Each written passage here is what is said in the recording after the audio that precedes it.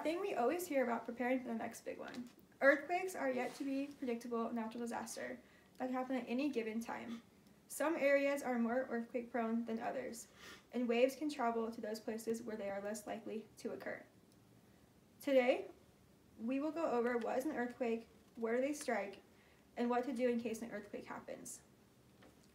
According to Essentials of Geology text by Stephen Marshak, an earthquake is an episode of ground shaking.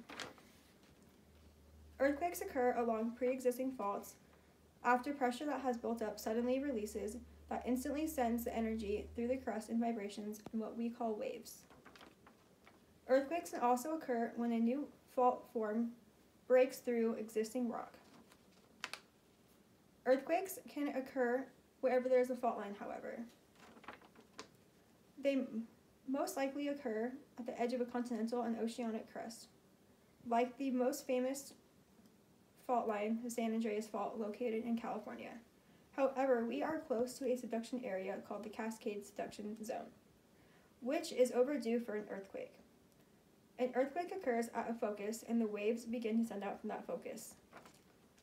The 4 types of waves an earthquake sends out are primary waves, Rayleigh waves, secondary waves, and Love waves. So, how do you prepare for an earthquake? Before it happens, Prep Oregon has detailed information for before, during, and after an earthquake. Before an earthquake, make sure you and your family have an out-of-area contact and a detailed plan to reconnect after an earthquake, because cell phone towers may be damaged and overloaded on local calls. Roads may be impassable. Have at least 3 days of food and water stored in an easy access area of your home, as parts of your home may not be easy to access after an earthquake. Have a 3-day emergency bag ready to go in case you need to leave your home. During an earthquake, it is important to know what to do in 3 steps, featured on a shakeout drill. Those 3 steps are drop, cover, and hold on. Take a look at the video and practice it at home to get ready for an earthquake.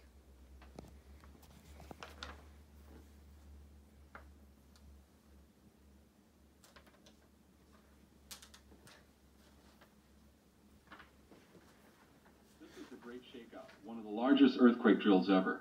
Practice now so you can protect yourself during a real earthquake. This is an earthquake drill.